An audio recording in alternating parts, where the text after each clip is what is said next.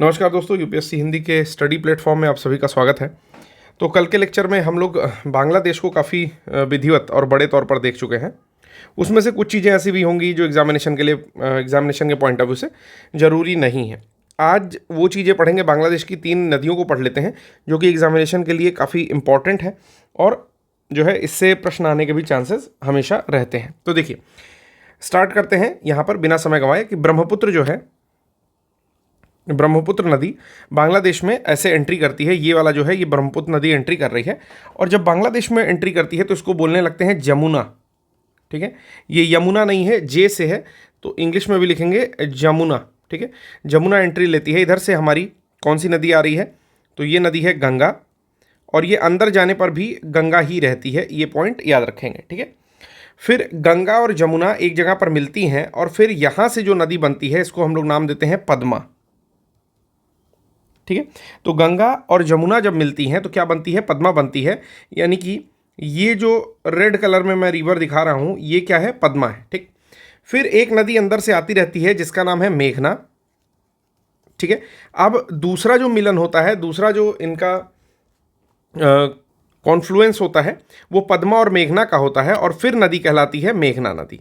ठीक है, इसके बाद नाम नहीं बदलता है और मेघना ही नदी कहलाती है।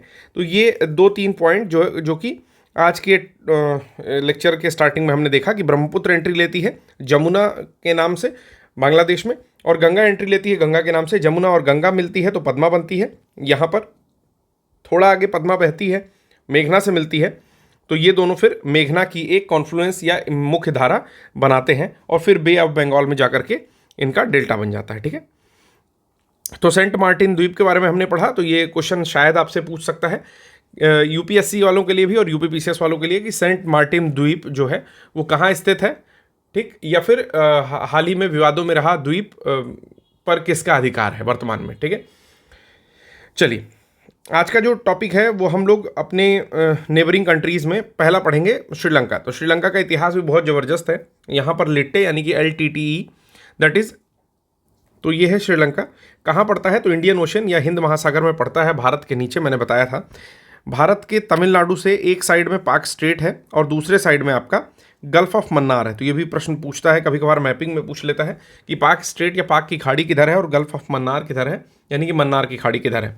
ठीक है, बीच में है एडम्स ब्रिज जिसको आदम का पुल कहते हैं या भगवान श्री राम का पुल कहते हैं। ये माना जाता है कि इसी पुल से श्रीलंका के जो तत्कालीन मतलब व्यक्ति था रावण, उस पर जब वो सीता जी को ले गया था, मतलब पूरी स्टोरी आप लोग जानते हैं, उसको बहुत ज़्यादा एलोबरेट नहीं करना है। ठीक है, देखिए श्रीलंका में बात आती है कि श्रीलंका की आज़ादी के बाद से चूंकि 2 भाषी वहाँ पर ज़्यादा रहते हैं, पहले रहते हैं तमिल भाषी और दूसरे रहते हैं आपका सिंहली भाषी।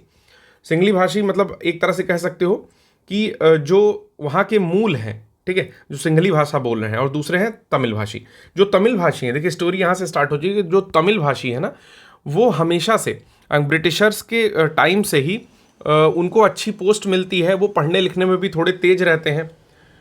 ये चीज़ें आज़ादी के बाद से क्या होता है, जब श्रीलंका आज़ाद होता है तो हर जगह जो है तमिलियंस का ही कब्जा होता है, हर पोस्ट पे तमिलियन का ही कब्जा होता है, जो कि वहाँ के मेजॉरिटी लगभग 75% जो सिंहली हैं उनको ये चीज़ें पसंद नहीं आती हैं। तो धीरे धीरे रूल्स बनने स्टार्ट होते हैं, जो है तमिल बोलने वालों को ऑफिस से निकाला जाने लगता है, या ऐसे कह दें कि एक बार लगाया जाता है कि भाई तमिल बोलने वालों का सिलेक्शन नहीं होगा और सिंहली बोलने वालों का ही सिलेक्शन होगा, इस तरह से। तो कहीं ना कहीं फिर वो अंदर अंदर जो है आग जलनी स्टार्ट होती है और धीरे धीरे प्रोटेस्ट होता है। इसी में हम लोग लिट्टे के बारे में पढ़ेंगे, लेकिन उसके पहले हम लोग देख लेते हैं एक बार श्रीलंका के मैप से कि श्रीलंका में क्या क्या चीज़ें हैं। तो सबसे ऊपर आपको जाफना पेनिनसुला दिख रहा होगा। ठीक है, तो जाफना पेनिनसुला है, देख रहे हो आप, और जाफना पेनिनसुला जिस दर्रे के द्वारा जो है अटैच होता है मुख्य भूमि श्रीलंका से, उसको कहते हैं एलिफेंटा दर्रा, एलिफेंटा दर्रा। ठीक है, या एलिफेंटा पास। अब जाफना के टॉप में एक पॉइंट है जो श्रीलंका का टॉप पॉइंट पड़ेगा, उसको बोलते हैं पॉइंट पेड्रो। याद रखेंगे, पॉइंट मैं यहां लिख दे रहा हूं, पॉइंट पेड्रो। ठीक है, अब देखिए इसमें बाकी क्या क्या चीज़ें देखने लायक हैं। श्रीलंका की कुछ पुरानी राजधानियां यहाँ पर दिखाई गई हैं, जैसे एक अनुराधापुरा दिखाई गई है, एक कैंडी दिखाई गई है। ठीक है, इनसे हमें कोई मतलब नहीं है, बस ये जानो कि कोलंबो इसके पहले की राजधानी थी, जो ये स्टार वाला पॉइंट है, और कोटे जो वर्तमान राजधानी है, श्री जयवर्धनपुरा कोटे, वो जो है वर्तमान राजधानी है। ठीक, फिर यहाँ पर एक द्वीप दिखाया जा रहा है हम्बनटोटा, और यहाँ पर एक दूसरा स्थान है ट्रैंकोमाली। तो इस सब का इतिहास है, याद रखेंगे। ट्रैंकोमाली के बारे में मैं अभी आपको बताऊंगा, हम्बनटोटा के बारे में मैं अभी बताऊंगा, काफ़ी बढ़िया स्टोरी है इसकी, ठीक है। फिर यहाँ की जो सबसे लंबी नदी है, ये जो ब्लैक कलर से दिख रही है, मैं इसको दूसरे कलर से भी कर दे रहा हूँ, स्काई ब्लू से, ये इसका नाम है महावेली गंगा, जो यहाँ की सबसे लंबी नदी है, नाम है महावेली गंगा, ठीक है। अब आते हैं, आगे चलते हैं, चलिए। कैपिटल क्या है, तो इसकी कैपिटल जो है वो जयवर्धनपुर कोटे जो है वर्तमान में कैपिटल है इसकी, ठीक है। जयवर्धनपुर कोटे इसकी वर्तमान में कैपिटल है। ट्रैंकोमाली क्या था, ट्रैंकोमाली एक ऑयल डिपो है जो ब्रिटिशर्स के हाथ में था, और आज़ाद होने के बाद वर्तमान समय में मतलब ये भारत के ही कब्जे में है। ऐसे समझ लो कि भारत अपना कुछ ऑयल जो है वो श्रीलंका में भी रख रहा है। किस डिपो में, तो ट्रैंकोमाली डिपो, जो कि श्रीलंका में पड़ता है। फिर है हम्बनटोटा। हम्बनटोटा एक आपका कह सकते हो द्वीप है, ठीक है, श्रीलंका के अंडर में ही एक द्वीप है। यह क्षेत्र है जो कि चाइना के द्वारा डेवलप किया गया है, चाइना के द्वारा डेवलप किया गया है, ठीक है। अब इस डेवलपमेंट में क्या होता है, चाइना क्या करता है कि बहुत सारी राशि दे करके, बहुत सारा ऋण दे करके इस द्वीप को या इस आपके हम्बनटोटा पोर्ट को डेवलप करता है, ठीक है। चाइना के द्वारा हम्बनटोटा द्वीप मत लिखिए, एक्चुअली हम्बनटोटा एक पोर्ट है, ठीक है, पोर्ट है। तो हम्बनटोटा पोर्ट को चाइना जो है डेवलप कर रहा है, कैसे, फंडिंग करके। चाइना फंडिंग करता है और चाइनीज कंपनी भेजता है जो कि जो है पोर्ट को बनाती हैं। होता क्या है कि इस पोर्ट से जो निकलने वाला पैसा है, एक्चुअली पोर्ट पे क्या होता है, शिप्स आती हैं। अगर आप ऐसे समझो, रुको एक सेकंड, अगर आप ऐसे समझो कि यहाँ पर है श्रीलंका, ठीक है, और रशिया के साइड से या चाइना से या इस साइड से जितनी भी शिप्स आएंगी आपकी, ठीक है, फिलीपींस के साइड से, जापान के साइड से, वो कहाँ से होकर के जाएंगी, तो इसी इंडियन ओशन से होकर के जाएंगी, ऐसे ही।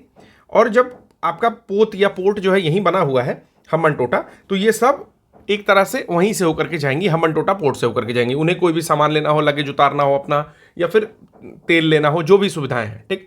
लेकिन हुआ क्या, जब इस पोर्ट को बहुत भारी मात्रा में पैसा देकर के चाइना द्वारा डेवलप कर दिया गया, तो जब वो उसका चलन शुरू हुआ, जब वो चालू हुआ, तो ऐसा समझ लो उस जो पोर्ट है ना, उस पर उतना रिवेन्यू जनरेट ही नहीं हो पाया कि ये लोग एक तरह से चाइना की भरपाई कर पाएँ जो भी वहाँ का ऋण आ रहा है।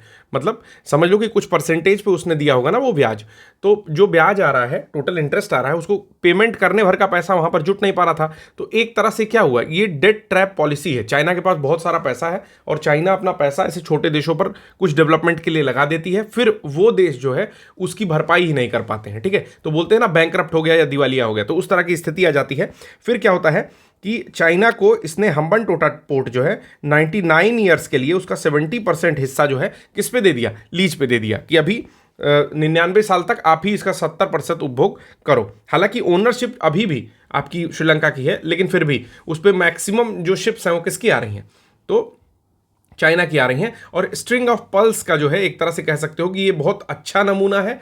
उसके साथ साथ डेट ट्रैप पॉलिसी का भी, यानी कि ऋण में बचाव पॉलिसी जो है चाइना की, उसका भी एक बहुत बढ़िया उदाहरण है, ठीक है। अब हम लोग इसमें देखने वाले हैं महावेली गंगा। महावेली गंगा जो है ये हम लोग देख चुके हैं कि सबसे बड़ी नदी है, इसको मिटा दे रहा हूं मैं, ठीक है। सबसे बड़ी नदी है कहाँ की, श्रीलंका की, ठीक, लिख भी दे रहा हूं, बिगेस्ट रिवर ऑफ श्रीलंका, सबसे बड़ी नदी है श्रीलंका की। अब आता है the liberation tigers of Tamil Eelam, ठीक है। सबसे पहले फुल फॉर्म देख लेते हैं, द लिबरेशन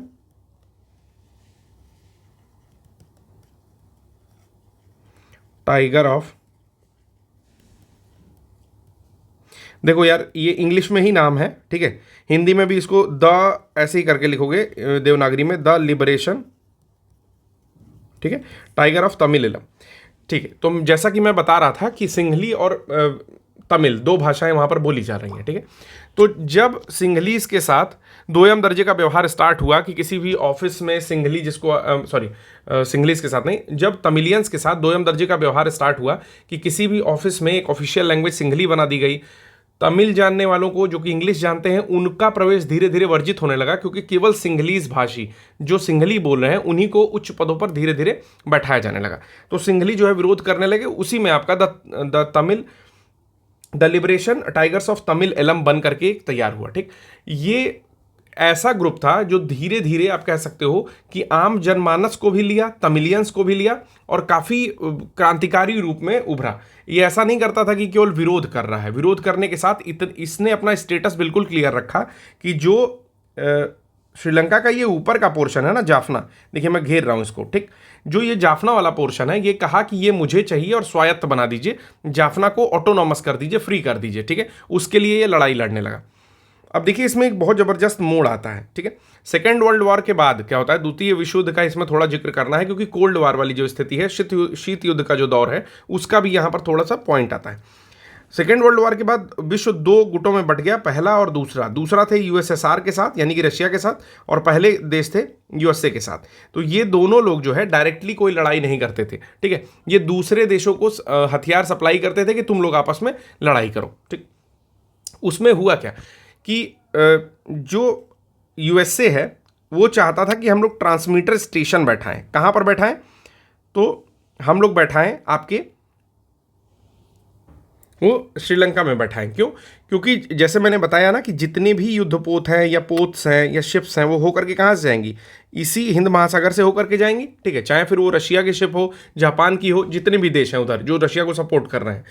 तो अगर हम श्रीलंका में कोई एक ट्रांसमीटर बैठा लेते हैं, ट्रांसमीटर स्टेशन, तो जितनी भी शिप्स उधर से गुजरेंगी उन पर कहीं ना कहीं हम निगरानी रख सकते हैं और मौका आने पर उसको कंट्रोल भी कर सकते हैं। ठीक है, तो इसके लिए श्रीलंका थोड़ा बहुत राजी हुआ। लेकिन उसी समय ये लिट्टे वाला केस चल रहा था, तो यूएसएसआर ने क्या स्ट्रेटजी खेली कि लिट्टे को जो है हथियार सप्लाई किया और स्ट्रांग कर दिया। तो उसने क्या किया कि श्रीलंका के साथ क्या किया? विद्रोह कर दिया। तो श्रीलंका वाले अब लिट्टे यानी कि अपने ही क्षेत्र के जाफना से परेशान हो गए, यानी कि जो जाफना है इसने पूरी तरह से विद्रोह कर दिया, और जो यहां पर श्रीलंका वाले हैं ये पूरी तरह से परेशान हो गए। ठीक है, क्या परेशान हो गए कि भाई ये जो है कहीं ना कहीं देश में अस्थिरता ला दे रहा है। ठीक, तो लिट्टे से काफी परेशान हो गए। तो इन्होंने क्या किया बदले में? इन्होंने भारत से गुहार लगाई, भारत से कहा कि अरे भाई मेरे वहाँ जो है काफ़ी ज़्यादा वो हो जा रहा है, मतलब उठापटक हो रही है, तो आप थोड़ा सा हेल्प कर दो इसमें। लेकिन यूएसएसआर ने भारत से कहा था कि जब तक हम ना कहें तुम्हें हेल्प नहीं करना है, और हम लोग तो बहुत दिनों से दोस्त हैं। ठीक है, तो वो लोग दोस्त खेल रहे थे आपस में। ठीक, तो इतना ज़्यादा धीरे धीरे लिट्टे को इसने स्ट्रांग कर दिया कि श्रीलंका जो है बिल्कुल घुटने टेकने पे आ गया कि भाई हम तो कुछ नहीं कर सकते। और उधर ट्रांसमीटर स्टेशन बैठाने की बात यूएसए कर रहा था। तो रशिया ने कहा कि एक बारी आप श्रीलंका से ये कहो कि अगर आप ट्रांसमीटर स्टेशन वहाँ बैठाओगे तो इस तरह की स्थिति तो कहीं ना कहीं होगी ही। तो जब श्रीलंका से ये बात हुई भारत की कि भाई ट्रांसमीटर स्टेशन बैठाने के कारण ही इस तरह की जो भी घटनाएं हैं वो हो रही हैं, तो श्रीलंका ने बिल्कुल मना कर दिया यूएसए को कि नहीं, हम कोई भी ट्रांसमीटर स्टेशन बैठाने के लिए अपनी ज़मीन नहीं दे सकते। ठीक है, और उसके बाद केस सामान्य हो गया। कैसे सामान्य हो गया कि भारत की सेनाएं उसमें इंटरवीन कर गई, यानी कि भारत की सेनाएं यहां से चली गई जाफना में, और एक पहले शांति समझौता करने के लिए, और दूसरा जब लिट्टे आर्मी अगेंस्ट हो रही थी श्रीलंकन आर्मी के, तो लड़ाई भी करने लगे ये लोग, यानी कि इंडियंस जाके लड़ाई करने लगे, अपने ही जो तमिल भाई थे ऐसे कह सकते हो। ठीक है, तो उससे क्या हुआ, राजीव गांधी की सरकार थी और उसको लगा कि इस समझौते में, एक समझौता भी हुआ था दिल्ली में, इस समझौते में मुझे नहीं शामिल किया गया, कहीं ना कहीं मेरे साथ विश्वासघात हुआ है। ठीक, लेकिन हालांकि भारत जो है अलग दबाव में था, लेकिन फिर भी लिट्टे ने क्या किया कि राजीव गांधी की हत्या का प्लान किया, और आपको पता है कि सुसाइड बॉम्बिंग के रूप में जो है राजीव गांधी की हत्या कर दी। तो ये पूरा किस्सा था कि किस तरह से जो है लिट्टे ने राजीव गांधी की हत्या की, जो जाफना स्टेट है किस तरह से। अब जाफना स्टेट इतना ज़्यादा शक्तिशाली था कि उनकी अपनी गवर्निंग बॉडी थी, अपनी उनकी एयरफोर्स थी, अपनी उनकी मिलिट्री थी, अपना उनका एक बॉम्बिंग समूह था, सुसाइड बॉम्बर थे उनके पास। ठीक है, महिला जो थी उसका नाम मुझे नहीं याद आ रहा एग्जैक्टली, 2 अक्षर का नाम है। ठीक है, तो कुछ नाम है अजीब सा, 2 अक्षर का नाम है। ठीक है, उस महिला का जिसने सुसाइड बॉम्बिंग की। तो ये था श्रीलंका का। अब ये सारी चीज़ें मैं स्टोरी में आपको सुना चुका हूँ। अगला हम देख लेते हैं पाकिस्तान। देखिए थोड़ी थोड़ी बातें बस जाननी है, हम लोग को ज़्यादा चीज़ें नहीं जाननी है, बस थोड़ी थोड़ी सी बातें बताते हुए मैं चलूँगा। देखिए पाकिस्तान है अपना पड़ोसी, अपना बिटवा है, हम ही लोग से अलग हुआ है, बदमाश बेटा है। तो लेकिन इनके पास कुछ इंपॉर्टेंट चीज़ें हैं, वो चीज़ हम लोग देख लेते हैं। चलिए मैप में सबसे पहले क्या देखेंगे, यहाँ देखो ऊपर से देखना स्टार्ट करते हैं। ये है हिंदू कुश रेंज, ठीक है। हिंदू कुश रेंज आपने सुना होगा कि जब हिमालय बन रहा है तो हिंदू कुश रेंज भी साथ में बना है चाइना की ओर, या आप कह सकते हो कि एक तरह से ईस्ट एशिया में जो है कुछ कुनलुन शान, तिएन शान इत्यादि चीज़ें भी बनती हैं, लेकिन यह है हिंदू कुश भी बनता है तात्कालिक समय में, ठीक। फिर आप आते हो यहाँ पर खैबर दर्रा। खैबर दर्रे से आपको पता है कि भारत में जितने भी प्रवेश होते थे मध्यकाल के दौरान वो खैबर पास से ही होते थे, तो ये हो गया खैबर दर्रा जो वहीं पड़ता है। फिर हो गया आपका तक्षशिला और रोहतास फोर्ट, तो ये भी जानना है, रोहतासगढ़ का किला और तक्षशिला। तक्षशिला जो है उस समय एक अध्ययन केंद्र था जो कि आपका उस जो चाणक्य थे वो तक्षशिला में ही टीचर हुआ करते थे, ठीक है। ये भी पॉइंट याद रखिएगा। तो तक्षशिला कहाँ है? इस्लामाबाद के आसपास में है। ये अपना भारत है, ये बाउंड्री आपको दिख रही होगी, ये देखिए भारत की बाउंड्री आपको थोड़ी थोड़ी दिख रही होगी, और इधर है तक्षशिला। फिर आता है ये हड़प्पा। हाँ, ये वही हड़प्पा मोहनजोदड़ो जो आप बोलते हो, ये वही हड़प्पा का क्षेत्र है जो कि वर्तमान में पाकिस्तान में आता है, ठीक है। नीचे आओगे तो आपको मोहनजोदड़ो भी दिख जाएगा। मोहनजोदड़ो के जस्ट ऊपर आपको दिखेगा लरकाना। लरकाना क्या है? ये लरकाना साहिब वो जगह है जहां पर गुरु नानक का जन्म हुआ था, ठीक। फिर इधर आओगे तो आपको किरथार रेंज दिखता है, इंपॉर्टेंट है किरथार रेंज, और यहां पर दिखता है सुलेमान रेंज। तो कभी कभी क्वेश्चन ये पूछता है कि सबसे प्राचीन सभ्यता, ठीक है, किन दो पर्वत श्रेणियों के बीच में जो है स्टार्ट हुई थी? तो इसमें दो ऐसे ऑप्शन देता है कि सुलेमान रेंज और किरथार रेंज। तो आप कह सकते हो कि मोहनजोदड़ो की लोकेशन इन्हीं के बीच में कहीं है। एक बार क्लियरली देख लीजिए, देखिए ये मोहनजोदड़ो की लोकेशन है, तो कहीं ना कहीं किरथार रेंज और आपका सुलेमान रेंज के बीच में है, ठीक। फिर उसके बाद एक चीज़ आपको और दिखाना है कि यहाँ पर है ग्वादर पोर्ट। ग्वादर पोर्ट जो है सबसे गहरा कह सकते हो एशिया का पोर्ट है, जो कि चाइना ने डेवलप किया है, वो पाकिस्तान में। देखिए पोर्ट जितना गहरा होता है उतनी आसानी से बड़ी शिप्स आ जाती हैं, ठीक है। अगर पोर्ट थोड़ा उथला रहेगा तो क्या होगा, नीचे का बॉटम जो है ना वो लड़ेगा। जैसे आपको पता है कि गाँव में जब गाड़ी चलाओगे तो बोलेरो ही चलेगी अच्छे से, या स्कॉर्पियो चलेगी जिसका जो क्लियरेंस होता है ना ज़मीन से वो काफ़ी अच्छा हो, क्योंकि अगर ऑडी लेके जाओगे तो हर एक जब ऊंचा नीचा आएगा तो लड़ने लगेगी नीचे, क्योंकि उन सबों का क्लियरेंस काफ़ी कम होता है, ठीक। तो ये है ग्वादर पोर्ट, ठीक है। उसके अलावा ये है CEPC, ऐसे देखिए चाइना पाकिस्तान इकोनॉमिक कॉरिडोर ऐसे जा रहा है, ठीक है। अब देखो तक्षशिला और रोहतास फोर्ट वाला जो एरिया है ना, यहाँ पर एक पठार भी पड़ता है, मैं उसको आगे बता दे रहा हूँ आपको, ठीक। तो पाकिस्तान के बारे में थोड़ी थोड़ी चीज़ें मैंने आपको बता दी, बाकी कुछ भी बवाल नहीं बताया है कि जो है क्या बोलते हैं कि तालिबान वहाँ पर कब्जा करना चाहता है, खैबर पख्तूनवा ये है, ये कोई बाकी चीज़ें नहीं बताया हूँ। इंपॉर्टेंट चीज़ें मैं आपके लिए लेकर के आया हूँ, ठीक है। इसके बाद जो अगला पॉइंट हम लोग को जानना है वो जानना है पोतवार का पठार, ठीक है। पोतवार या पोटवार दोनों चीज़ लिखते हैं, का पठार। तो ये कहाँ स्थित है? ये पाकिस्तान में स्थित है। जानना है किस एरिया में? तो जो तक्षशिला वाला क्षेत्र है ना, तक्षशिला का जो क्षेत्र है वहीं पर ये पोतवार का पठार जो है लगभग स्थित है, ठीक।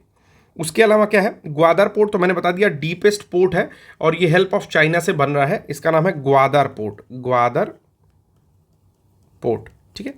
फिर आता है सुलेमान और किरथार रेंज में लगभग खेती हुई थी 7000 BC में, यानी कि बिफोर क्राइस्ट, जब ईसा मसीह का जन्म हुआ था उसके 7000 साल पहले यहाँ पर खेती हुई थी। सॉल्ट रेंज क्या है? आपको पता है कि सेंधा नमक जो हम लोग खाते हैं, ठीक है, जो असली वाला है उसकी पूरी रेंज है कहाँ पर है? तो यहीं पाकिस्तान में पड़ती है, ठीक है। वो भी आपको बता दे रहा हूँ। ऐसे समझ लो कि यही जो मैंने खींचा है ना, यही जो है एक तरह से सॉल्ट रेंज है, ठीक। थोड़ा बहुत इधर उधर हो सकता है, लगभग यही है, ठीक है। तो सॉल्ट रेंज यही है, यहाँ से एक्चुअल सेंधा नमक आता था, अब तो पता नहीं कहाँ कहाँ से आता होगा, ठीक है। ऐसा हुआ क्यों? आपको कुछ अंदाजा है कि नमक इतना ऊपर कैसे पहुंच गया, ठीक। तो जो हम लोग एक कंसेप्ट पढ़ते हैं ना कि पहले जो इंडियन प्लेट थी आकर के यूरेशियन प्लेट से टकराती है, वहाँ पर एक टेथिस सागर था, तो देखो सागर रहेगा, सागर टॉप पे पहुंच गया, तो वही समझ लो उसका कुछ पोर्शन जो है एक तरह से, ये मैं अपने पास से थोड़ा सा बता रहा हूँ, तो वो जो है सॉल्ट रेंज के रूप में विकसित हुआ होगा। अगला हम लोग देखते हैं नेपाल के बारे में। नेपाल भी हम लोग का पड़ोसी है, उत्तरी दिशा में पड़ता है, और माउंट एवरेस्ट जो चोटी है वो आपके नेपाल में पड़ती है। बेसिकली कह सकते हो कि जो ग्रेटर हिमालय है ना, उसकी जो सबसे बड़ी बड़ी चोटियां हैं वो आपके नेपाल एरिया में ही पड़ती हैं, ठीक है। चलिए स्टार्ट करते हैं, इसको भी देख लेते हैं। तो सबसे पहली चीज इसमें यह है कि रोटी बेटी का रिश्ता है, पहले तो भारत के साथ, ठीक है। जो नेपाल है उसमें रोटी बेटी का रिश्ता है भारत के साथ, कि भाई एक दूसरे को रोटी भी सप्लाई, मतलब भारत मुख्यतः उन लोगों को रोटी देता है और बेटियों की शादी होती थी, ऐसा कुछ मानते हैं कि माता जानकी भी वहीं की थी, श्री राम से शादी हुई अयोध्या में, ठीक है। फिर कितने स्टेट्स को अपने टच करता है? तो उत्तराखंड को टच करता है, यहाँ से देख सकते हैं, ठीक है, 1। अब मैं 1 2 3 4 लिखूंगा, आप लोग समझिएगा, 2, ठीक है। फिर सिक्किम आता है 3, फिर आता है वेस्ट बंगाल, ये देखिए वेस्ट बंगाल ऐसे गया हुआ है, तो ये हो गया 4। फिर से बता रहा हूँ, देखिए वेस्ट बंगाल यहाँ से स्टार्ट होता है और ये बिल्कुल ए यहाँ तक जा रहा है, ठीक है। तो ये हो गया 4, ठीक। और फिर हो गया बिहार 5। तो 1 2 3 4 5 ये 5 स्टेट्स को जो है नेपाल टच करता है। कुछ विवाद है नेपाल के साथ, जैसे नेपाल ने एक बार क्या किया, 3-4 साल पहले लिपुलेख और काला पानी का क्षेत्र यहाँ पर पड़ता है, ठीक है, भारत के उत्तराखंड से लगा हुआ, तो इसको अपने मैप में दिखा दिया। तो लिपुलेख और काला पानी के क्षेत्र को लेकर के भारत के साथ विवाद था। तो अगर कभी प्रश्न ये पूछ लेता है कि लिपुलेख या काला पानी को लेकर के किस देश के साथ भारत का विवाद था, तो वो हो जाएगा आपका नेपाल। और दूसरा हो जाएगा आपका सुस्ता विवाद। एक देख रहे हो कि ये जो बाउंड्री है यहाँ पर आपको गोरखपुर दिख रहा है, ये कुछ ऐसे भारत की बाउंड्री है, ठीक है, या नेपाल की समझ लो। तो यहाँ का जो हिस्सा है वहाँ पर सुस्ता विवाद को लेकर के भी थोड़ा सा जो है नेपाल विवाद कर रहा था उस समय, ठीक है। तो ये दोनों चीज़ें अगर पूछती हैं एग्जामिनेशन में तो आपको लगा देना है कि भाई ये सारा बवाल तो नेपाल के साथ चल रहा है। फिर बाकी नेपाल के साथ आप लोग जानते हो कि गौतम बुद्ध का जन्म हुआ था कपिलवस्तु के लुम्बिनी गांव में, ठीक है, लुम्बिनी इलाके में इनका जन्म हुआ था। और इनकी माता पिता वो तो आप जान ही जाओगे आगे। इनका नाम बचपन का सिद्धार्थ था, पिता शुद्धोदन थे इनके, और माता का नाम जो है महामाया था, ठीक है। पत्नी यशोधरा और पुत्र राहुल था, ठीक है। इतनी चीज़ें जाननी है। जब पैदा हुए तो उस समय हाथी जो है इनका सिंबल है, जन्म का सिंबल है हाथी, ठीक है। और कमल भी कहीं कहीं माना जाता है, तो हाथी और कमल है। गृहताक्या घोड़ा है, ठीक है। और ज्ञान प्राप्ति का आपको पता है कि वट वृक्ष या पीपल का पेड़ है, ठीक। तो ये सारी चीज़ें थी। फिर माउंट एवरेस्ट जो है, इसको महाभारत श्रृंखला कहते हैं, वो भी नेपाल में स्थित है। इससे ज़्यादा नेपाल के लिए अभी फ़िलहाल जो है कोई डेटा मैं नहीं लेकर के आया हूँ। जो भी चीज़ें होंगी, जैसे बहुत सारी नदियाँ वहाँ से निकलती हैं, काली निकलती है, गंडक निकलती है, तो समय पे देखेंगे, जब नदियों के बारे में पढ़ेंगे तो उन चीज़ों को देखेंगे, बहुत ज़्यादा एक दूसरे में नहीं मिलाएंगे। अगला जो हम लोग देखने वाले हैं वो देखने वाले हैं मालदीव।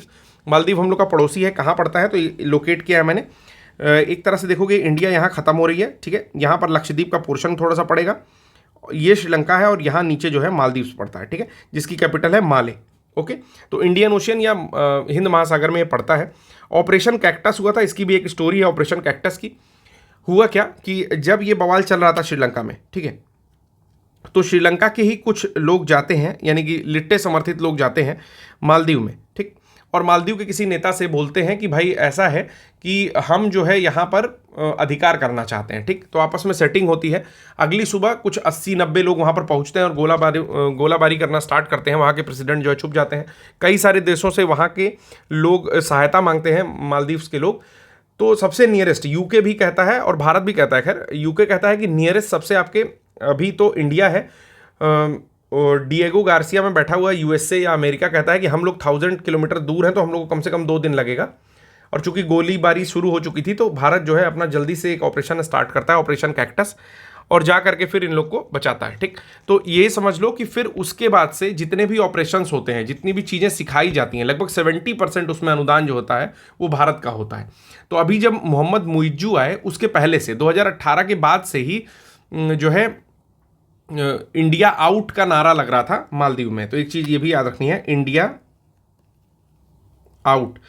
आउट का नारा लग रहा था। क्यों? क्योंकि भारत की एक ट्रूप जरूर वहां पे रहती है, कुछ ना कुछ, कभी ट्रेनिंग के लिए, कभी कुछ सिखाने के लिए, कभी कुछ एड प्रदान करने के लिए, ठीक है, हमेशा वहां पे रहती थी। तो इंडिया आउट का नारा लगा और टोटल जो है इंडिया ने सबको बुला लिया। उसी समय आपने देखा होगा कि प्रधानमंत्री मोदी की अपने लक्षद्वीप में स्कूबा डाइविंग वाली पूरी ड्रेस पहन के पानी के अंदर जाते हुए, और मतलब एकदम स्टाइलिश तो है ही अपने मोदी जी, ठीक है, तो पानी से बाहर आते हुए और ये दिखाते हुए कि लक्षद्वीप में अपार संभावनाएं हैं, मालदीव क्यों घूमने जाना है। क्यों? क्योंकि जो है मालदीव बहुत बढ़िया टूरिस्ट डेस्टिनेशन है। आप लोग कभी फोटो देखोगे तो देखते होगे कि छोटा छोटा हट बना करके जो है ऐसे ऐसे, यहाँ पर एक हट है, यहाँ पर एक हट है, यहाँ पर एक हट, यहाँ पर एक हट, ऐसे ऐसे दिया हुआ है उन लोगों ने।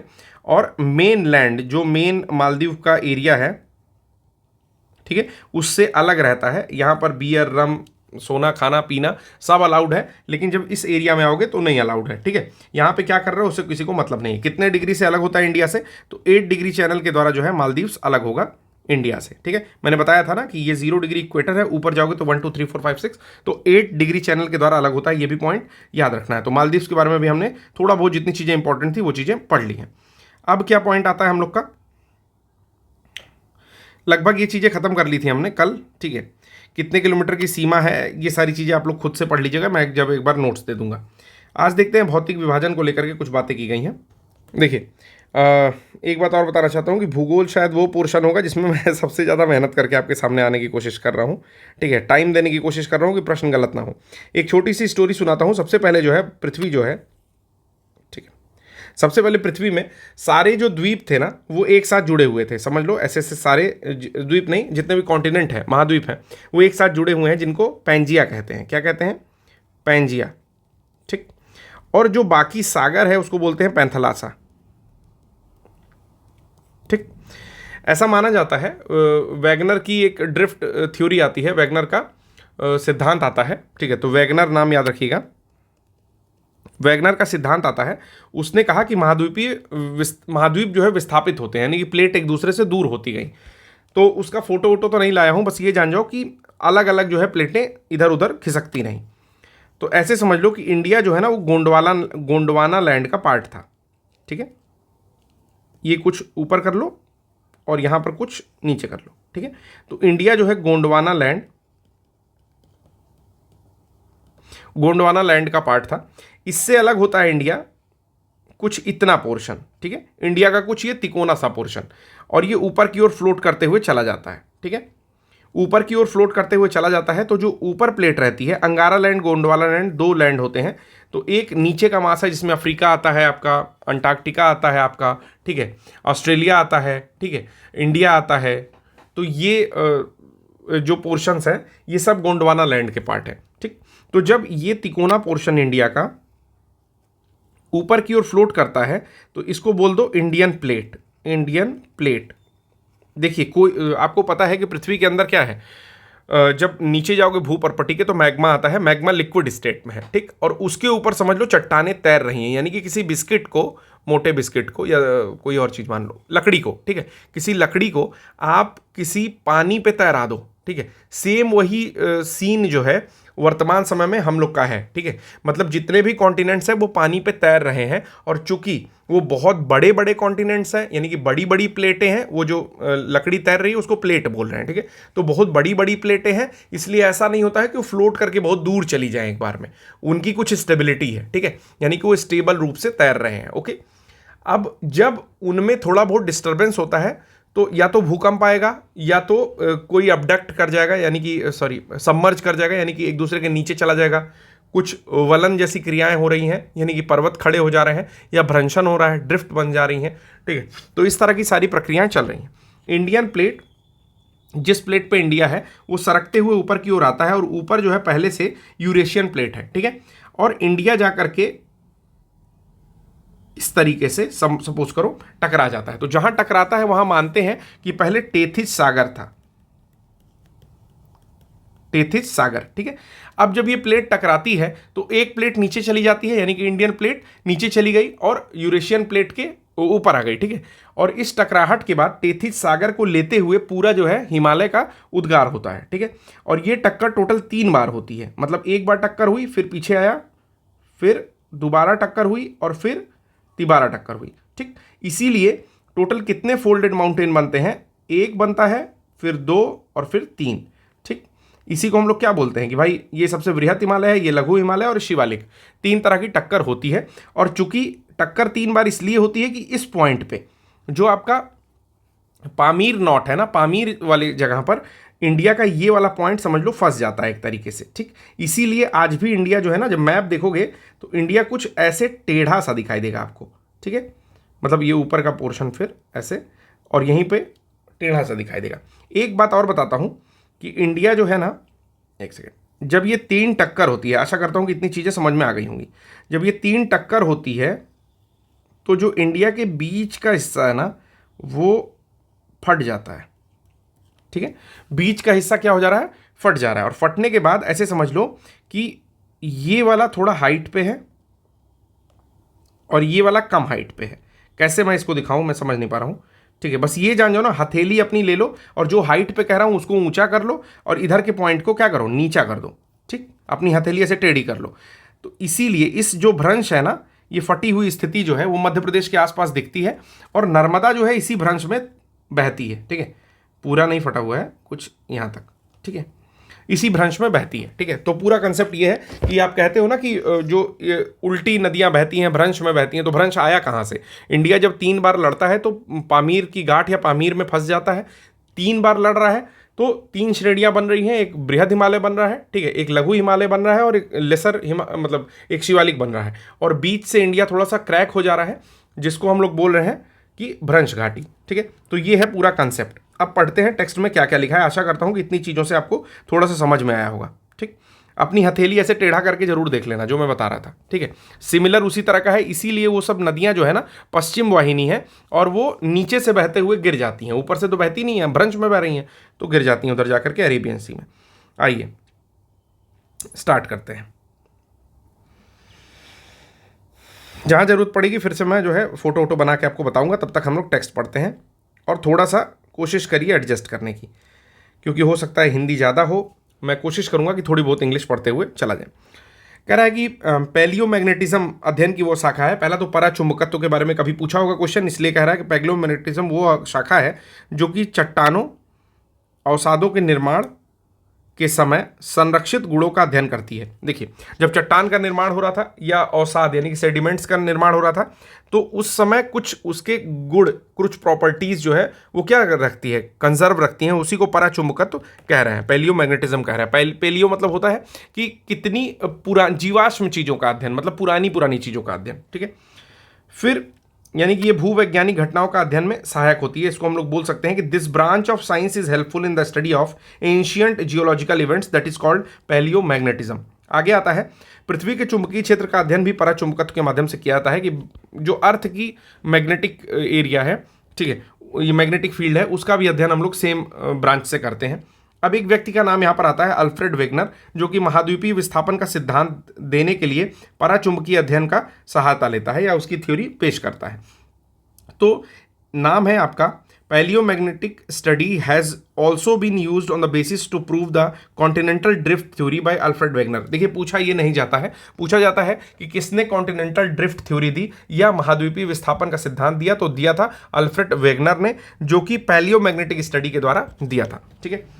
अगला आता है कि इसके द्वारा भारतीय स्थल पिंड गोंडवाना लैंड का भाग है। इसमें कहा जाता है कि भारतीय स्थल पिंड गोंडवाना लैंड का पार्ट है। जैसा मैंने आपको बताया कि पहले पैंजिया था, पैंजिया में भी गोंडवाना लैंड नीचे का पोर्शन जो था उसमें इंडिया आता था, ऑस्ट्रेलिया आता था, आपका अफ्रीका आता था, ठीक है, अंटार्कटिका आता था, ये सारे पोर्शन आते थे, ठीक। तो देखिए वही चीज़ लिखी हुई है कि ऑस्ट्रेलिया था, भारत था, दक्षिण अमेरिका था, अच्छा दक्षिण अमेरिका भी था, अफ्रीका था, अंटार्कटिक के क्षेत्र आते थे, यानी कि नीचे वाले जितने भी क्षेत्र हैं सब एक साथ थे, गोंडवाना लैंड बोला जाता था।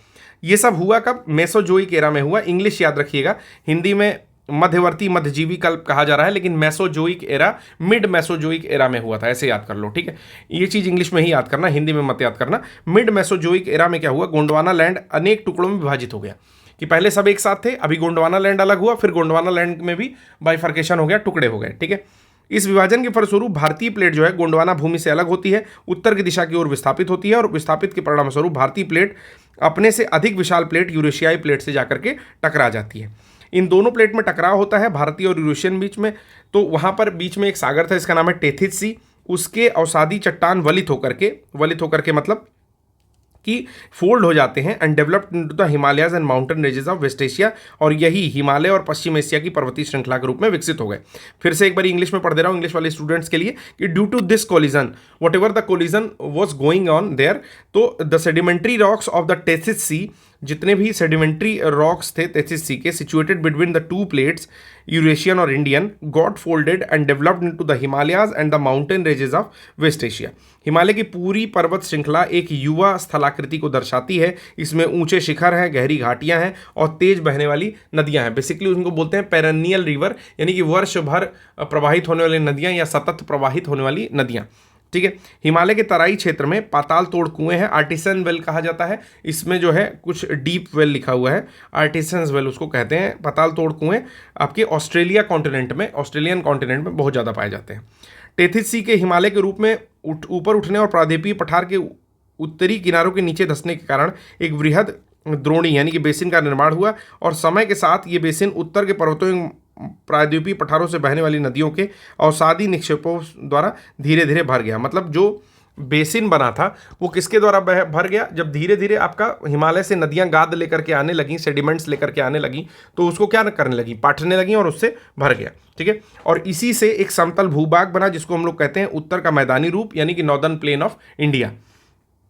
अब जो प्रायद्वीपीय पार्ट है, प्रायद्वीपीय पार्ट कौन सा है? प्रायद्वीपीय पार्ट है इंडिया का ये जो नीचे वाला पार्ट है, ठीक है, ऐसे समझ लो, ये वाला पार्ट जो है ये प्रायद्वीपीय पार्ट है, पेनिनसुलर इंडिया है, तीनों ओर जो है समुद्र से घिरा हुआ। ठीक, तो ये सबसे स्टेबल पार्ट है। ठीक, और ये कह सकते हो सबसे एंशियंट पार्ट भी है इंडिया का।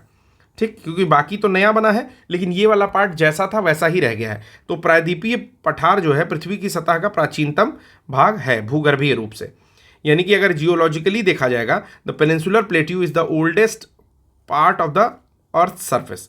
फिर आता है सर्वाधिक स्थिर भाग भी है ये, कि बहुत ज़्यादा स्टेबल है, यहाँ पे भूकंप आने जैसी स्थिति बहुत कम होती है। ठीक है, हालांकि अभी वर्तमान समय में केरल के कुछ इलाके में एवलांच आया था, लेकिन फिर भी ये चीज़ें कम देखने को मिलती हैं। प्रायद्वीपीय पठार किससे किससे बना हुआ है? तो आग्नेय शैलें हैं यानी कि इग्नियस रॉक है, और रूपांतरित शैलें हैं यानी कि मेटामॉर्फिक रॉक से कम ऊंचाई वाली पहाड़ियां और चौड़ी घाटियों से बना हुआ है। मतलब वहाँ पे हाईएस्ट पीक देखोगे ना तो आपको मिलेगा आई थिंक अनाईमुड़ी जो है वहाँ की हाईएस्ट पीक है, और नीलगिरी की है दोदा बेटा। तो ये कुछ 3000 के रेंज के अंदर ही दोनों पड़ती है, 3000 मीटर के अंदर ही। जबकि अगर हिमालयन एरियाज के देखोगे तो 8800 यानी कि लमसम 9000 ऐसे मान सकते हैं, लगभग 120 के आसपास का डिफरेंस है।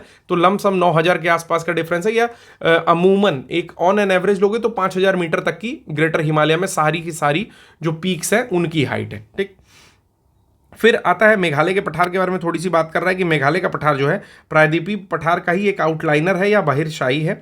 ये एक समतल भूमि है जो भ्रंशन के कारण यानी कि रिफ्ट के कारण भारतीय प्रायद्वीप से मालदा गैप द्वारा पृथक हो गया। तो ये भी पूछता है मालदा फॉल्ट जो है या Malda gap due to faulting, ठीक है, अलग हो जाता है, ये फ्लैट प्लेट था पहले। ठीक है, अब कह रहा है कि भारत की भूमि को, जो मेन पॉइंट है जो पढ़ना है जिससे क्वेश्चन आएंगे वो है कि भारत की भूमि को 4 प्राकृतिक प्रदेशों में मुख्य रूप से बांटा गया है। क्या क्या? उत्तर का पर्वतीय मैदान, कि अगर भारत का एक मैप बनाया जाए,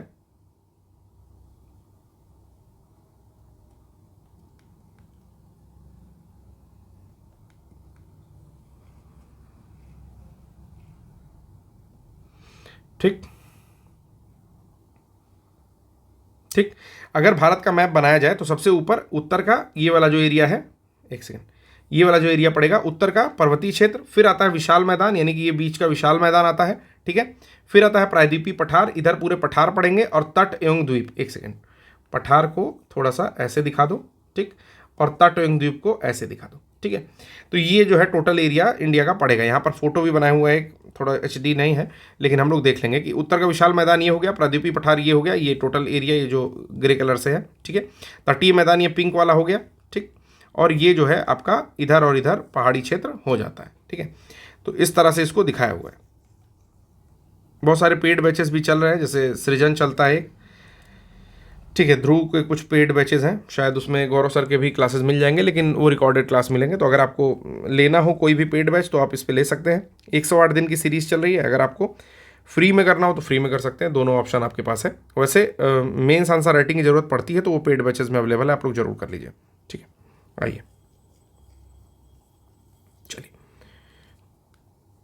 चलिए। तो यहाँ तक मैंने बता दिया। इसके अलावा अगर आप शैल स्तर क्रम, उच्चावच और विवर्तनिक प्रक्रमों के आधार पर 3 प्रमुख और 6 उपभौतिक आधार में बांटा जा सकता है। मतलब अपार्ट फ्रॉम दिस, अगर ये 4 जो अभी बाइफर्केशन बताया इसके अलावा अगर बांटना चाहते हो तो 3 major and 6 sub physical geomorphological regions on the basis of rock stratification, relief and tectonic process के द्वारा हम लोग बांट सकते हैं। ठीक है, अब आता है कुछ क्रम जो कि एग्जामिनेशन में पूछता है, और जब पूछता है तो दिमाग ये नहीं काम करता है कि कौन सा पहले कौन सा बाद में। तो DHVG एक, मुझे बहुत ज़्यादा तो इसका ट्रिक नहीं बनाया हूँ, लेकिन DHVG करके याद कर लो कि D के बाद क्या आएगा, अल्फ़ाबेटिकली H आएगा।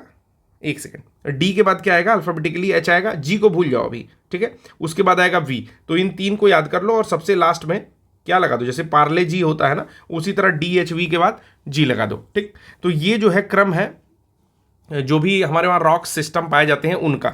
तो उसमें सबसे पहला क्या है, धारवाड़ क्रम की चट्टानों का निर्माण आर्कियन क्रम की चट्टानों के रूपांतरण अथवा भ्रंशन से हुआ था। मतलब जो आर्कियन क्रम की चट्टानें थी, यानी कि बहुत पुरानी चट्टानें, उनमें जब थोड़ा बहुत परिवर्तन हुआ तो धारवाड़ क्रम की चट्टानें बनी। ये शिलाएं अत्यधिक धात्विक हैं, यानी कि बहुत ज़्यादा मेटेलिक हैं, इसमें मेटल्स पाए जाते हैं, जैसे सोना पाया जाएगा, लोहा, आयरन, मैग्नीज, अभ्रक, ठीक है, कोबाल्ट, क्रोमियम, तांबा, टंगस्टन, सीसा, ये सारे के सारे मिनरल्स इसमें पाए जाते हैं। नेक्स्ट आता है कुडप्पा क्रम की चट्टानें।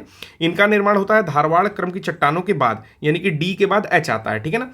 तो धारवाड़ क्रम की चट्टानों के बाद होता है कुडप्पा, एक सेकंड कुछ गड़बड़ कर दिया क्या,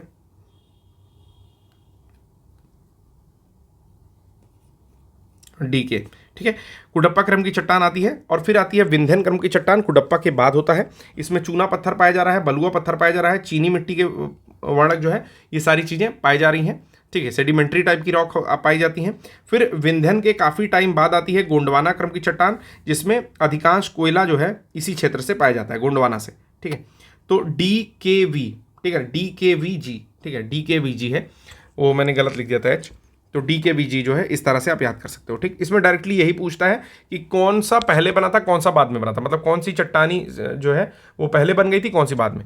तो उसमें दे देगा आपको धारवाड़ दे देगा, एक आपका कुडप्पा दे देगा, एक फिर विंध्यन दे देगा और फिर गोंडवाना दे देगा, कह देगा कि इसको लगा दीजिए। तो आशा करता हूँ कि अब आप लोग लगा लोगे। अब उत्तर का पर्वतीय प्रदेश थोड़ा सा पढ़ के फिर जो मैं बना करके लाया हूँ उसको पढ़ेंगे। कि देखिए सबसे ऊपर जो है पर्वतीय प्रदेश पड़ता है, लेकिन जो हम लोग हिमालय देखते हैं, हिमालय के नाम से, उसमें भी बहुत सारे क्लासिफिकेशन है कि सबसे ऊपर ट्रांस हिमालय, हिमालय पार बोला जाता है उसको। फिर अपने भारत के अंदर आओगे या बॉर्डर पे आओगे तो उसमें आप आता है बृहद हिमालय, फिर लेसर या लघु हिमालय और सबसे नीचे शिवालिक श्रेणी, क्योंकि मैंने बताया था 3 बार टक्कर होती है तो 3 तरह से श्रेणियां बनती हैं। और फिर नॉर्थ ईस्ट में चले जाओगे तो कुछ स्पेसिफिक जो हिल्स है वो आती हैं नॉर्थ ईस्ट में, ठीक है। तो एक बार पहले प्रॉपर इसका क्लासिफिकेशन देखते हैं, फिर मैंने जो हाथ से नोट्स बनाया है उसको देख लेंगे, ठीक है। कह रहा है कि भारत की उत्तरी सीमा पर विस्तृत हिमालय भूगर्भीय रूप से युवा एवं बनावट की दृष्टि से नवीन बलित पर्वत है।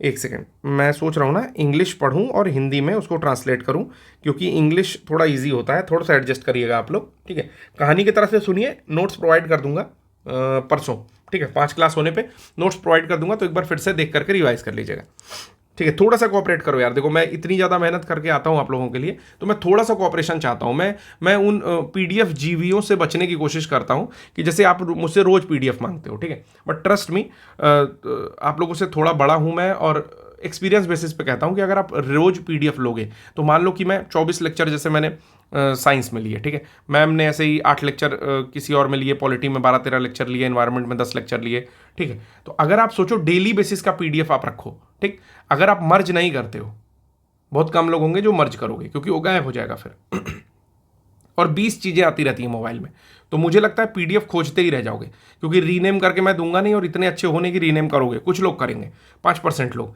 तो इसीलिए जब मैं कंपाइलेशन देता हूं ना तो एक साथ पढ़ा रहता है कि ठीक है चलो 10 क्लास का पढ़ा हुआ है, और फिर लास्ट में भी दे दूंगा मैं।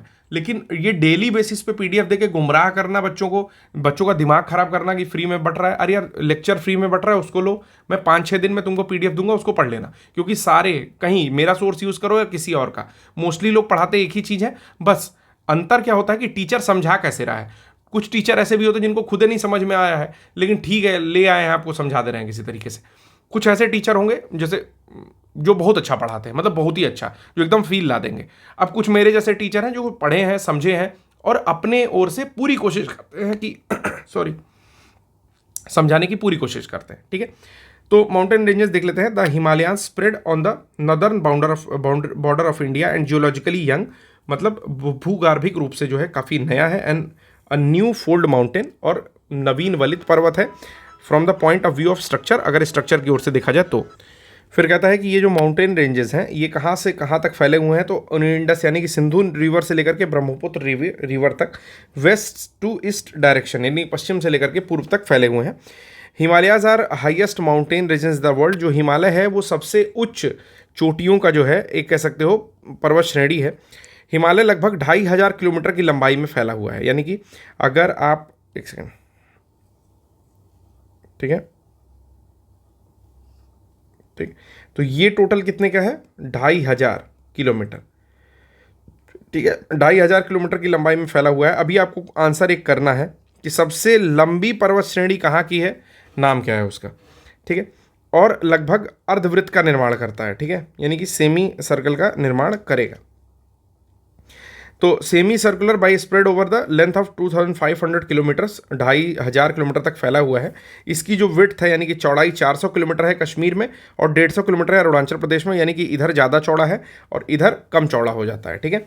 फिर मेजर हिमालयन स्टेट्स या यूनियन टेरिटरीज जो हैं वो आती हैं जम्मू कश्मीर, लद्दाख, हिमाचल प्रदेश, उत्तराखंड, सिक्किम, अरुणाचल प्रदेश, मेघालय, नागालैंड, मणिपुर, मिजोरम और त्रिपुरा। यानी कि यहाँ से स्टार्ट होता है, ऐसे स्टार्ट होता है और ये नीचे की ओर जो है जाता है, ठीक। इसीलिए जब वो म्यांमार में जाता है तो उसको बोलते हैं अराकान योमा। वो भी ये भी माना जाता है, माना क्या जाता है, बिल्कुल सच्चाई है कि जो अंडमान एंड निकोबार है ना, वो भी हिमालय का ही पार्ट है जो टूट करके जो है द्वीप के रूप में उधर चला गया नीचे, ठीक। अब कह रहा है कि apart from these the hilly areas of Assam and west Bengal also come in it, यानी कि जो पहाड़ी क्षेत्र है आपका असम का और बंगाल का, पश्चिम बंगाल का पहाड़ी क्षेत्र, वो भी इसी में आता है, ठीक है। हिमालय के पश्चिमी भाग की अपेक्षा पूर्वी भाग की ऊंचाई में अधिक विविधता पाई जाती है, यानी कि जो पश्चिमी भाग है वहाँ पर ऊंचाई ज़्यादा है, एक समान है एक तरह से, और जो पूर्वी भाग है उसका, उसमें ऊंचा नीचा पाया जाता है कि कहीं 2000 मीटर की ऊंचाई है, कहीं 4000 मीटर की ऊंचाई है, कहीं 1500, ठीक है। तो ऊंचाई नीचाई में विभिन्नता पाई जा रही है। 4 तरीके से जो है हिमालय को बांटा हुआ है, आयु के आधार पर, वलयों की तीव्रता के आधार पर। क्या क्या बटा हुआ है, तो ट्रांस हिमालयन है तिब्बत के एरिया में, फिर 3 अलग हिमालय है, ठीक है। अब मैं आपको बताता हूँ जो नोट्स लाया हूँ उससे, उसके पहले कुछ चीज़ें जो है मार्क कर रहा हूँ, आपको बतानी है, ठीक है। तो चलिए आपको बताना है, मैं बता दूंगा लेकिन बस आप लोग भी ट्राई कर लीजिएगा।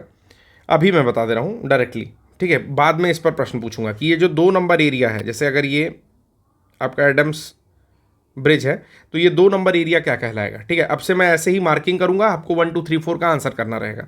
आज मैं करके दिखा दे रहा हूं। तो 2 नंबर क्या है, पाक स्ट्रेट है, पाक स्ट्रेट या पाक की खाड़ी, ठीक है।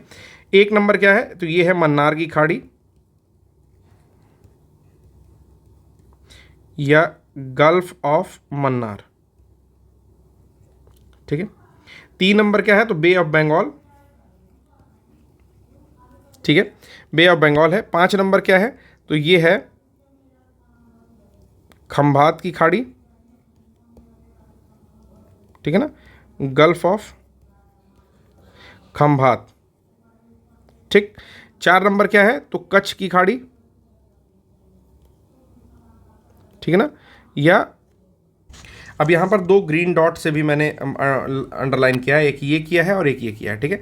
तो इन दोनों का नाम बताना है, तो चलिए ये भी बता दे रहा हूँ, लेकिन कल से मैं जो क्वेश्चन पूछूंगा उसमें सिमिलर इसी तरीके से आपको बताना रहेगा, ठीक है। तो ये जो क्षेत्र है ये आता है आपका सर क्रीक, सर क्रीक, ठीक है। और ये वाला जो है ये है न्यू मूर, ठीक है। तो जो न्यू मूर आइलैंड है, ये दोनों द्वीप है, सर क्रीक और न्यू मूर। तो जो ये जो सर क्रीक है, पहले इसके बारे में जान जाइए, ये पाकिस्तान और इंडिया के बीच में जो है एक तरह से लड़ाई का मुद्दा है, ठीक है, सर क्रीक, क्योंकि दोनों देश जो है इस पर अपना आधिपत्य बताते हैं। हालांकि है इंडिया के ही कंट्रोल में, लेकिन फिर भी थोड़ा सा है। और न्यू मूर जो है एक आइलैंड था जो कि भोला तूफान जब आया 1970 में, जो मैंने कल लेक्चर लिया था उसमें मैंने थोड़ा सा उसका भी जिक्र किया था। तो भोला तूफान आने के बाद से ये डूबने की स्थिति में रहा और अभी वर्तमान समय में लगभग ये डूब चुका है। इस पर जो है क्लेम था, तो बांग्लादेश का ही क्लेम था न्यू मूर पर, ठीक है। तो आज ये थोड़ा सा डिफरेंस और बताते हैं कुछ डेफिनेशन में। जैसे सर क्रीक में मैंने क्रीक बताया, क्रीक जो होता है वो थोड़ा पतला हिस्सा होता है जहाँ पर पानी आ जाता है, ठीक है ना। तो ये हो गया क्रीक। गल्फ जो है उससे थोड़ा सा बड़ा हिस्सा होगा, जैसे गल्फ ऑफ खंभात या कच्छ की खाड़ी, ठीक है। बे जो होगा उससे और बड़ा हिस्सा होगा, इसको बोलेंगे बे, ठीक है। बाइट जो होगा उससे भी बड़ा हिस्सा होगा, ऐसा कुछ, इसको बोलेंगे बाइट। और बीच जो होगा पुलिन तट बोलते हैं, बिल्कुल स्ट्रेट होता है, ठीक है, उसका ओर छोर नहीं होगा ना, काफ़ी बड़ा होगा, ठीक, बहुत बड़ा। स्ट्रेट क्या होता है, स्ट्रेट मैंने बताया कि 2 बड़े वाटर बॉडीज हैं, ठीक, और बीच में इधर इधर लैंड मास है, यानी कि जमीन है। और ये जो पतली नैरो बॉडी है यही कहलाएगी स्ट्रेट। जैसे पनामा स्ट्रेट ठीक है, डोवर स्ट्रेट, पाक स्ट्रेट इत्यादि। ठीक है, तो आशा करता हूं कि ये सारा डिफरेंस आपको क्लियर हो गया होगा। तो क्रीक, गल्फ, बे, बाइट, बीच और स्ट्रेट ये मैंने बता दिया। अब आते हैं नॉर्दर्न माउंटेन के बारे में। हिंदी में लिखता जाऊंगा, बिल्कुल भी घबराना नहीं है। ठीक है, थोड़ा सा पेशेंस रखना है। यानी कि उत्तर का पर्वतीय क्षेत्र। ठीक है, उत्तर का पर्वतीय क्षेत्र। तो इसमें पहला आता है ट्रांस, जिसको बोलते हैं सीमा पार। ठीक, दूसरा आता है मेन यानी कि मुख्य हिमालय, और तीसरा आता है नॉर्थ ईस्ट। तो नॉर्थ ईस्ट को क्या लिखना है, उत्तर पूर्वी हिमालय क्षेत्र या उत्तर पूर्वी क्षेत्र।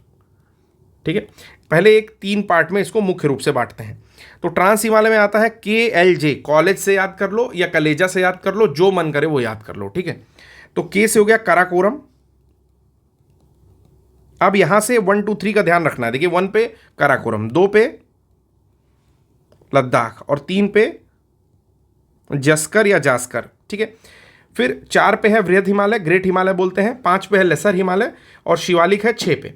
और बृहद हिमालय को ही हिमाद्री या इनर हिमालय भी कहते हैं। ठीक है, तो ग्रेटर हिमालय से याद रखो, कहीं अगर बृहद इनर हिमालय या हिमाद्री नाम देगा तो भी टिक कर लेना। तो पहले अभी जो नाम याद रखना है वो ग्रेट हिमालय से याद रखना है।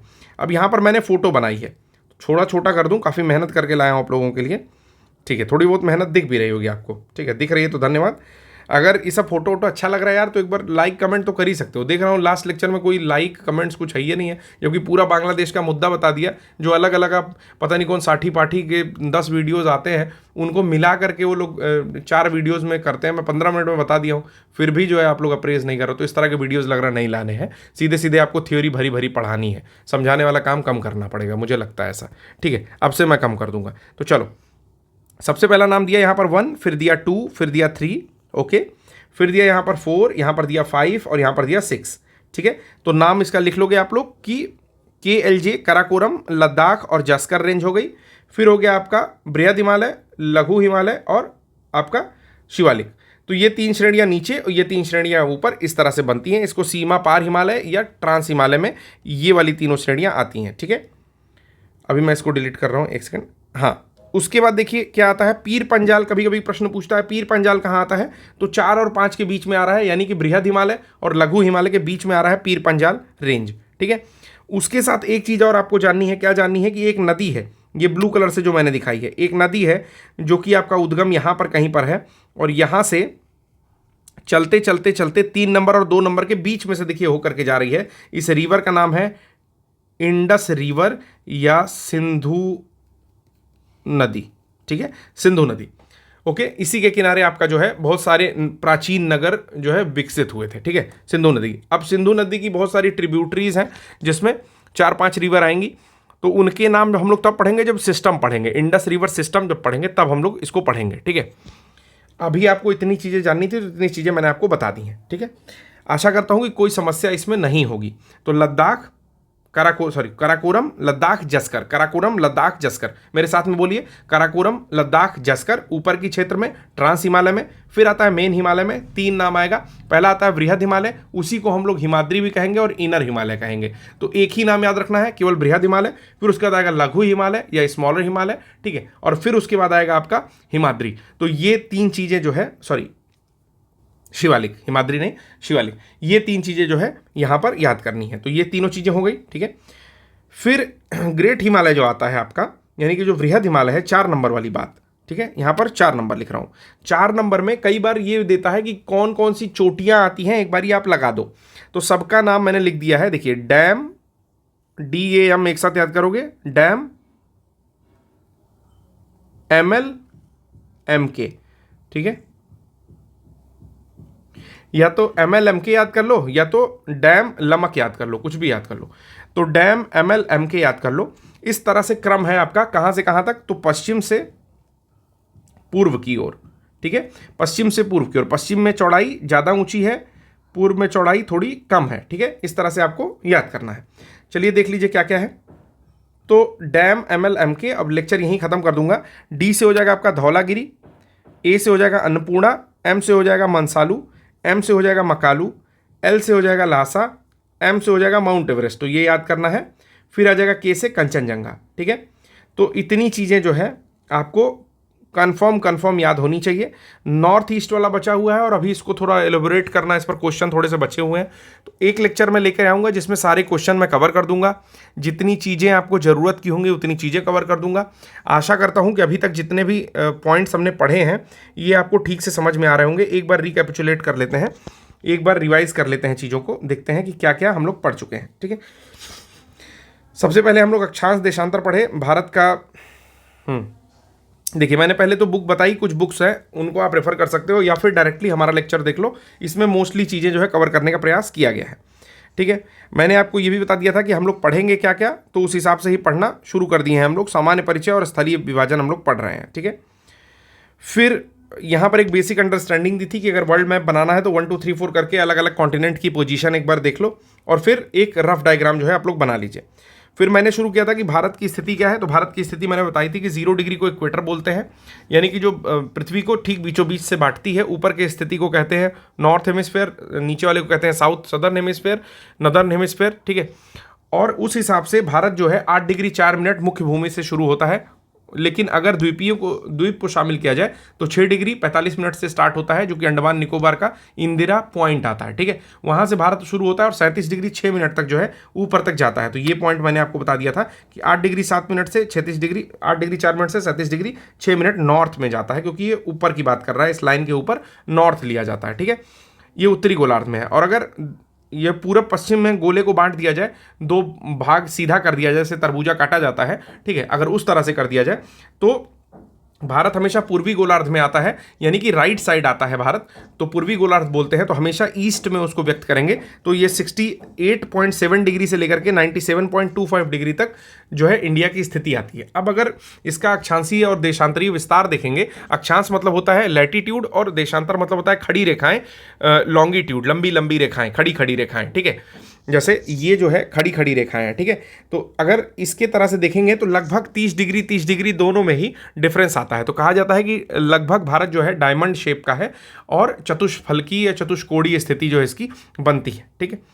फिर आता है इसके सुदूरतम 4 पॉइंट्स के बारे में मैंने बताया था कि इंदिरा कॉल आता है आपका टॉप सियाचिन के क्षेत्र में, ठीक है। उसके बाद फिर इंदिरा पॉइंट आता है आपका 6 डिग्री 45 मिनट पर, जो ग्रेटर निकोबार है वहाँ पर। इसी तरह आपका गुहार मोटा या मोती आता है आपका गुजरात के साइड में, और किबिथू आता है आपका अरुणाचल प्रदेश में। फिर मैंने एक चीज़ और बताई कि जो किबिथू का पॉइंट होगा वो 2 घंटे पहले सूरज देख लेगा, इन कंपैरिजन विथ, अगर कंपेयर करोगे आप लोग किससे, गुहार मोती वाले पॉइंट से। क्यों? क्योंकि जो पृथ्वी घूमती है वो किधर घूमती है, पश्चिम से पूर्व की ओर, यानी कि पूर्व वाले पहले धूप देखेंगे, पूर्व वालों के लिए सुबह पहले होगी, ऐसे मैंने आपको समझाया था, ठीक है।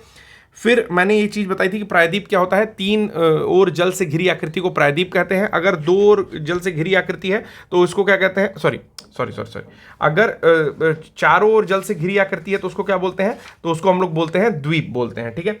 अब कैमोरिन क्या होता है, जिस तरह प्रायद्वीप थोड़ा बड़ा हिस्सा होता है उसी तरह कैमोरिन, केप कैमोरिन का नाम सुना होगा, तो केप कैमोरिन जो है वो छोटी स्थिति होगी, ठीक ठीक पेनिनसुला या प्रायद्वीप की। उसी तरह द्वीप और महाद्वीप होता है, महाद्वीप भी चारों ओर से घिरा होता है पानी से, उसी का छोटा स्थिति होता है द्वीप का, ठीक है। फिर मैंने बताया था अक्षांश क्या होता है, देशांतर क्या होता है, तो मैंने कहा था कि पृथ्वी के केंद्र से अगर भूमध्य रेखा यानी कि 0 डिग्री लाइन के साथ किसी भी पॉइंट को मिलाया जाए तो उस पॉइंट का जो एंगल बनता है पृथ्वी के केंद्र से भूमध्य रेखा को लेते हुए, उसी को अक्षांश कहते हैं, और जो वृत्त खींचा जाता है उसको अक्षांशी वृत्त कहते हैं। फिर मैंने गिन के बताया कि अक्षांश टोटल कितने होते हैं, तो अक्षांश हो जाएंगे 181, लेकिन अगर पूछेगा कि अक्षांशी वृत्त कितने हैं या अक्षांश रेखाएं कितनी हैं तो वो -2 हो जाएगा। क्यों? क्योंकि जो टॉप का पॉइंट होता है वो रेखा नहीं होती है, वो क्या होता है, पॉइंट होता है, इसीलिए, ठीक है। फिर 179 इसीलिए हो जाता है। फिर मैंने कहा कि इस सुविधा के लिए जो है पृथ्वी को जिस तरह से भूमध्य रेखा में बांटा जाता है, उसी तरह सूर्य की रोशनी जहाँ सबसे ज़्यादा रहती है, 23.5 डिग्री नॉर्थ से 23.5 डिग्री साउथ तक, तो उन दोनों बिंदुओं को मार्क किया जाता है, सर्कल बनाया जाता है। ऊपर वाले को क्या बोलते हैं, ट्रॉपिक ऑफ कैंसर बोलते हैं, और नीचे वाले को ट्रॉपिक ऑफ कैप्रिकॉन यानी कि कर्क रेखा और मकर रेखा क्रमशः कहते हैं। फिर ऊपर वाले 66.5 डिग्री पे इसी तरह बनाया जाता है, उसको आर्कटिक वृत्त कहते हैं, और नीचे वाले को अंटार्कटिक वृत्त कहते हैं। सबसे ऊपर वाले को नॉर्थ पोल या ध्रुवीय क्षेत्र कहते हैं, और सबसे नीचे वाले को भी इसी तरह ध्रुवीय क्षेत्र कहते हैं, ठीक है। फिर मैंने बताया एक अक्षांश यानी कि एक लैटिट्यूड में अगर डिफरेंस लेते हो ये लैटिट्यूड है, लेटा हुआ, ठीक है। इसमें डिफरेंस लेते हो तो लगभग 111 किलोमीटर का डिफरेंस आता है, ठीक है। फिर मैंने बताया कि देशांतरी रेखाएं क्या होती हैं, तो दिन का डिफरेंस निकालने के लिए, समय के घंटे का डिफरेंस निकालने के लिए देशांतरी रेखाएं होती हैं। फिर एक चीज़ और बोली थी कि 180 डिग्री को इंटरनेशनल डेट लाइन कहते हैं। 180 डिग्री रेखा को इंटरनेशनल डेट लाइन कहा जाता है, याद रखिएगा अगर नहीं बताया रहा हूँगा तो, ठीक है। फिर मैंने इसका कैलकुलेशन किया कि ये क्या करती है, यहाँ से उत्तरी ध्रुव से निकलती है, दक्षिणी ध्रुव की ओर जाती है, नंबर में 360 होती है। फिर मैंने कहा कि चूंकि पृथ्वी घूमती है तो भी 360 डिग्री ही घूमती है, कितने देर में घूमती है, तो मैंने कहा 24 घंटे में घूमती है। उसको मिनट में कन्वर्ट करके मैंने निकाला कि प्रत्येक 1 डिग्री घूमने के लिए 4 मिनट का समय लेती है। और इसी हिसाब से लंदन को ग्रीनविच मानक समय या जीएमटी मानते हैं कि 0 डिग्री की रेखा वहाँ से जाती है, देशांतरीय रेखा। तो वहाँ से अपना जो इंडिया है, जहाँ 82.5 डिग्री ईस्ट की रेखा हमारी प्रधान याम्योत्तर होती है, यानी कि वहाँ से हम लोग समय मापते हैं, तो वो लगभग 5.5 डिग्री आगे चलती है, ठीक है। तो इसका भी कैलकुलेशन मैंने करके दिखाया था, ठीक है। फिर मैंने उसके बारे में पढ़ाया, भारत के बारे में मैंने बताया था कि कुछ चीज़ें और लगभग चीज़ें पढ़ा दी। फिर मैंने बताया कर्क रेखा किन राज्यों से जाती है, मकर रेखा किन राज्यों से जाती है, सॉरी मकर नहीं, हमारी जो याम्योत्तर रेखा है, हमारी जो भारत की रेखा है, इंडियन टाइम निर्धारण वाली, ठीक है। तो इस तरह से फिर आज का लेक्चर था, थोड़ा सा बांग्लादेश के बारे में बताया, तो एक बार रिवाइज कर लीजिएगा लेक्चर, ठीक है। क्योंकि बहुत सारी चीज़ें जो इसमें मैं बता रहा हूँ वो खुद भी नोट्स बना के बता रहा हूँ, तो कुछ चीज़ें आपको ऐसी एग्जामिनेशन में मिल जाएंगी रैंडमली या मेंस के पॉइंट ऑफ व्यू से लिखने के लिए, जो चीज़ें आपको किसी और लेक्चर सीरीज़ में नहीं मिलेंगी। मैं स्पष्ट रूप से बता रहा हूँ, यूट्यूब पे बहुत सारे लेक्चर्स पढ़े हुए हैं, बहुत सारे टीचर आते हैं पढ़ा के चले जाते हैं, बहुत सारे एक्सपीरियंस टीचर आते हैं पढ़ा के जाते हैं, लेकिन खोज के इतना अंदर घुस के कि मेंस का पॉइंट ऑफ व्यू भी लेकर के चला जाए, ये चीज़ें थोड़ी सी कम मिलती हैं, ठीक है। कुछ टीचर हैं, हालांकि मैं उनकी भी इज्जत करता हूँ, ठीक है, लेकिन फिर भी मेरे लेक्चर्स भी थोड़े बहुत कारगर आपको लगेंगे अगर आप रेगुलर रहते हो। तो आज के लिए बस इतना ही। कोई सुझाव हो तो जरूर दीजिएगा, और अगर अच्छा वीडियो लगे तो कमेंट जरूर करिएगा। आज के लिए बस इतना ही, धन्यवाद।